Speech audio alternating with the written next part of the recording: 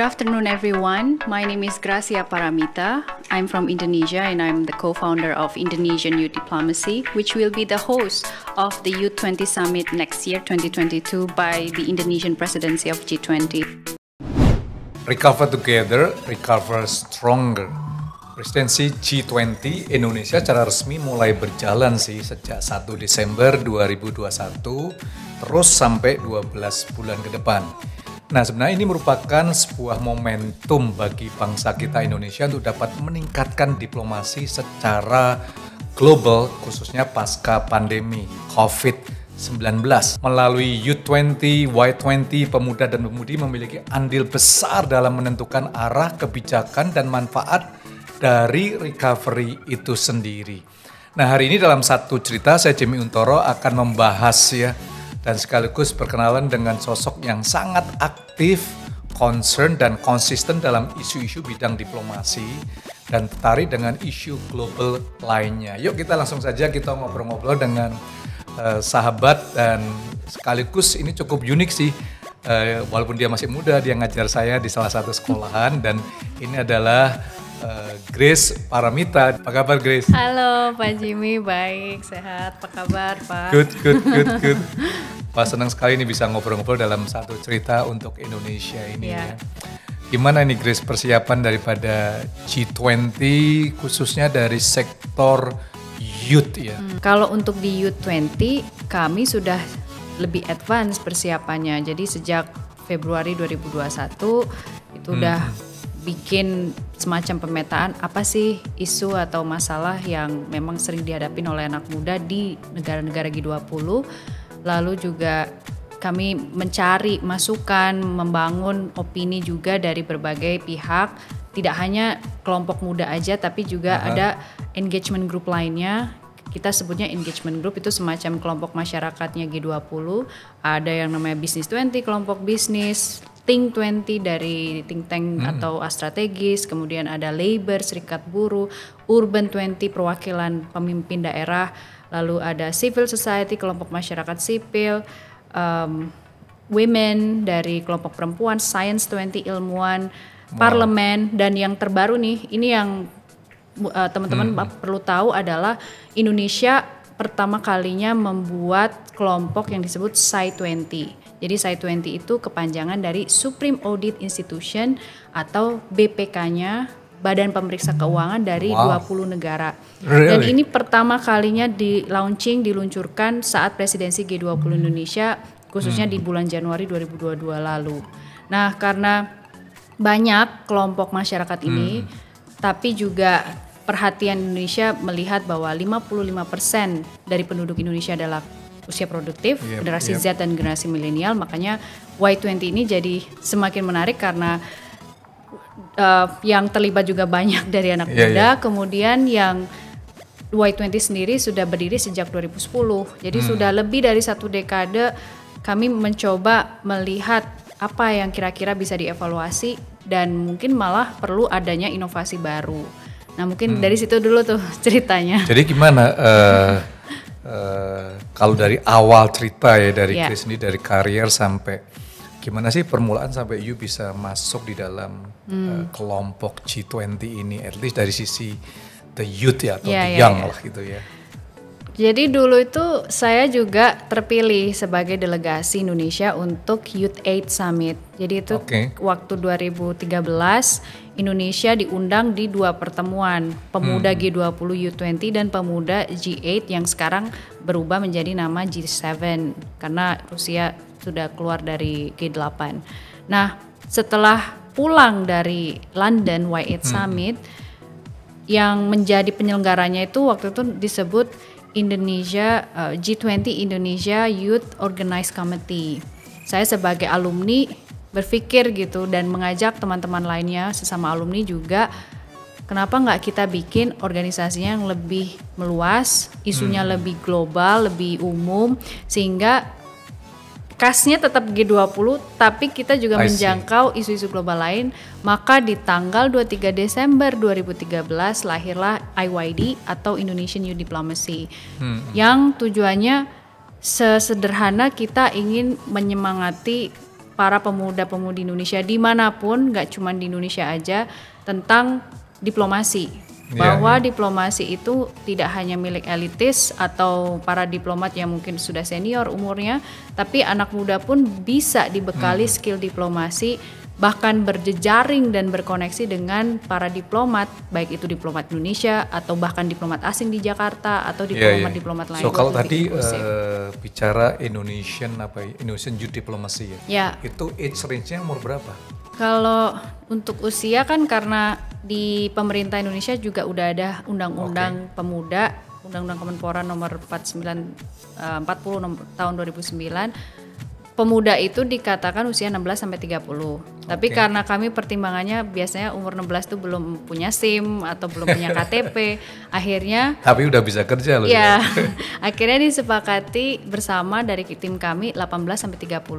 Jadi target kami memang di usia-usia itu dan terbuka dengan berbagai sektor. Maksudnya misalnya mereka bisa aja masih SMA atau mereka SMK atau profesional muda atau mereka aktivis. Jadi kami nggak mematok hanya untuk anak sekolah gitu atau yang kuliah aja. Jadi siapapun bisa terlibat di situ. So awalnya you mungkin terlibat dalam Indonesian Youth Diplomacy tadi ya, sampai you dibawa di dalam G20 ya. Mungkin Grace bisa ceritakan apa sih visi misi daripada Indonesian Youth Diplomacy sendiri. Nah, tadi waktu saya di 2013 jadi alumni lalu berdiri IYD. Kalau untuk visi kedepannya adalah IYD ingin menjadi wadah yang mengekspos dan memberdayakan pemuda-pemudi Indonesia di bidang diplomasi.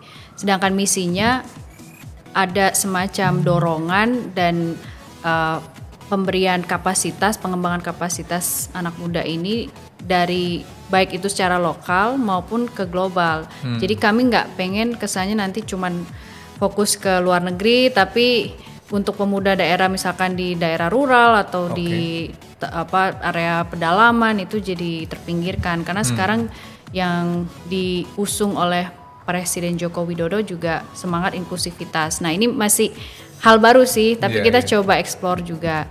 Nah, alasan kenapa IYD itu dipercaya sebagai tuan rumah untuk Y20 karena memang sejak 2013 IYD berdiri sampai sekarang diberi akses, bahkan memang sudah berkoordinasi langsung dengan Kemenko Perekonomian yang memang ditunjuk langsung oleh pemerintah Indonesia sebagai perwakilan G20 Indonesia. Makanya dari situ baru IYD ini punya komitmen, punya komunikasi yang panjang dan setiap bulan atau paling nggak setahun 2-3 kali itu ada pertemuan khusus dengan para petinggi Kemenko Perekonomian.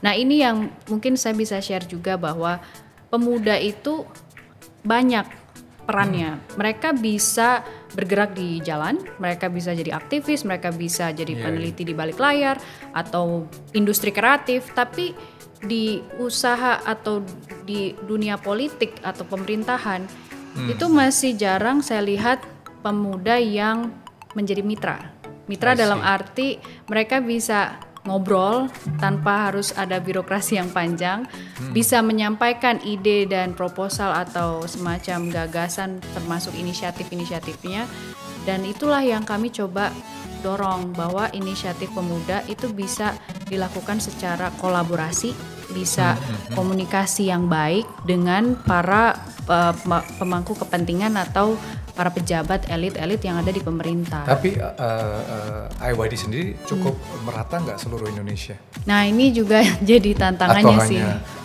teman-teman young atau youth elit yang ada di kota metropolitan atau kota-kota gede atau Pulau Jawa aja gitu. Iya. Nah, di awal kami emang terkesan dilihatnya eksklusif karena kan memang awalnya sangat kecil, hanya kelompok alumni-alumni yang sudah pernah berangkat mengikuti pertemuan Y20.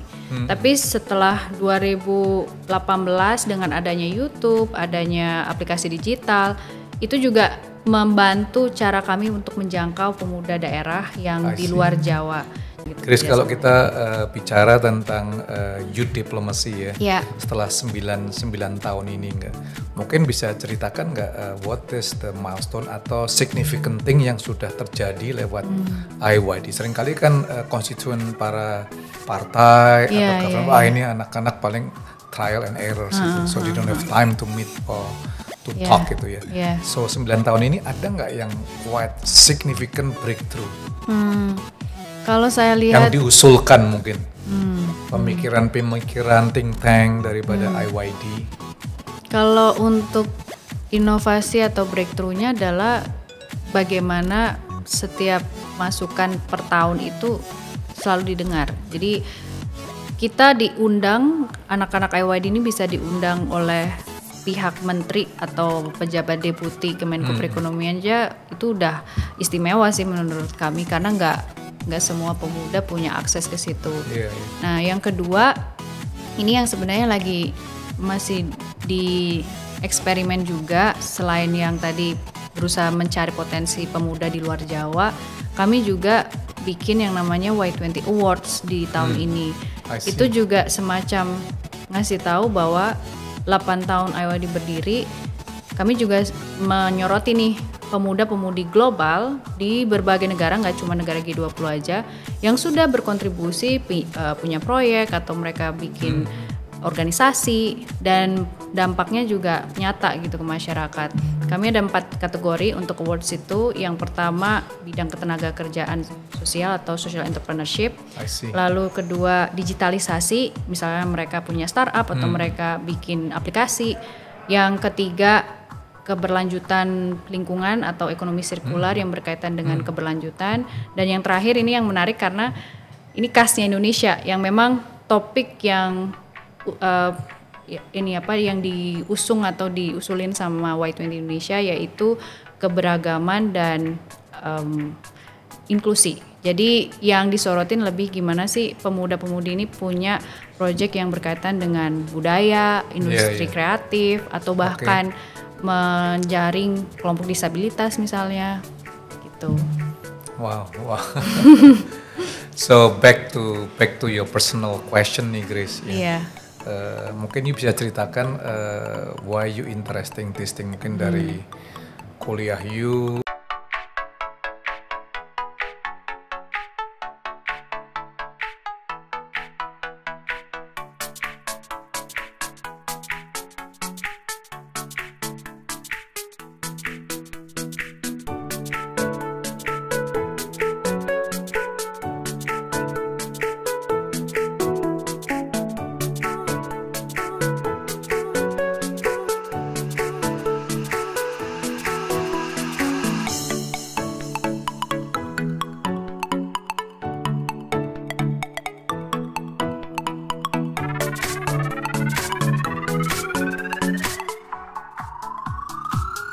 Saya kenal Grace ini waktu dia mengajar di S2, dan saya sebenarnya nggak perlu S2 sih ya, S3 cukup 2 gitu ya.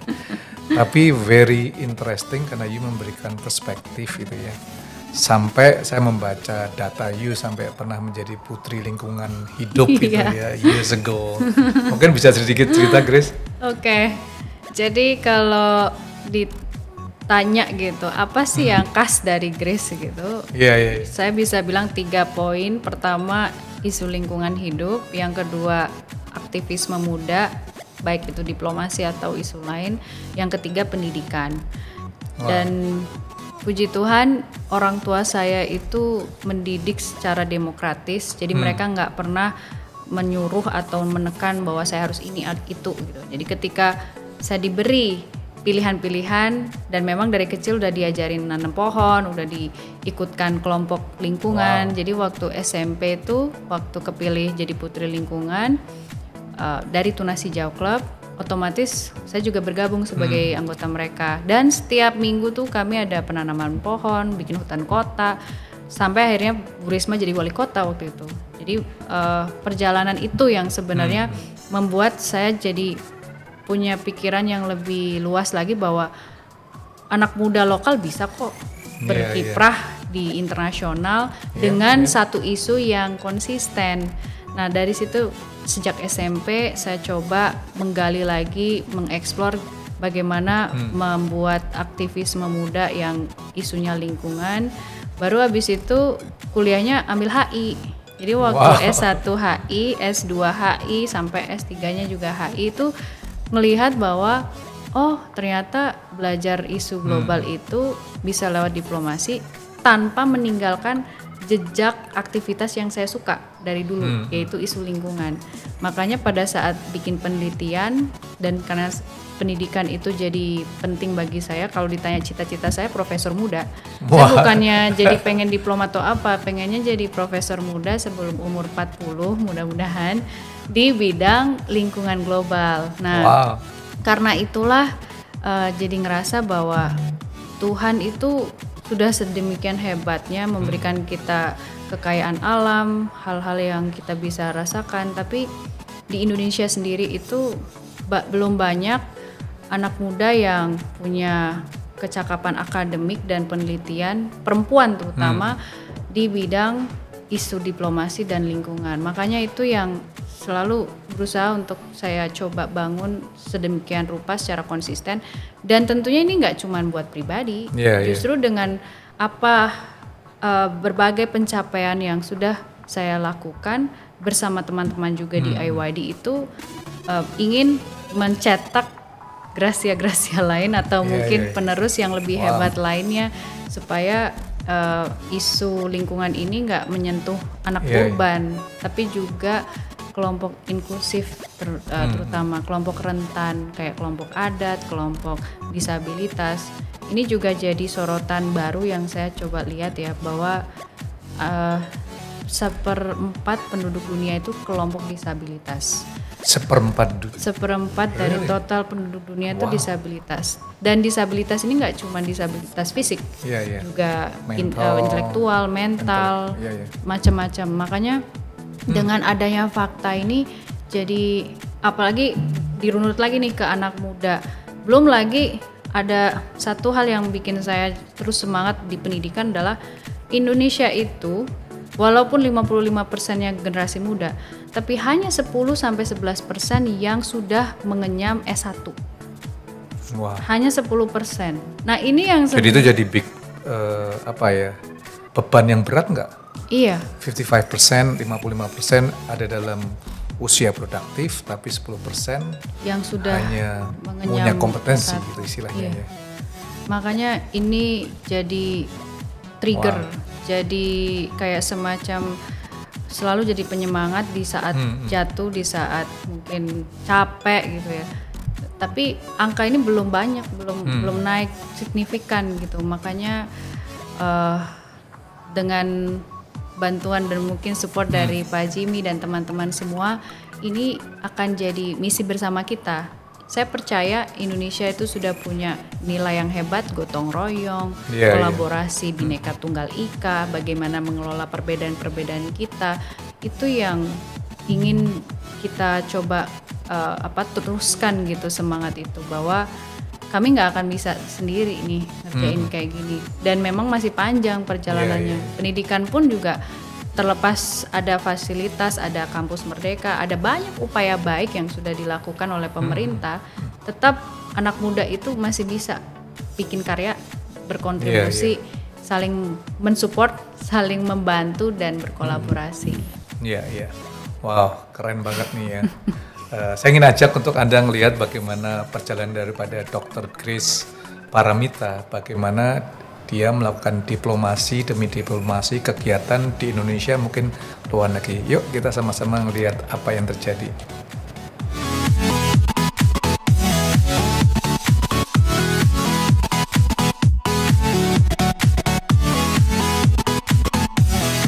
So, teman-teman, thank you semuanya telah nonton dalam video ini. Jangan lupa like, comment, share, dan juga nyalakan lonceng notifikasi.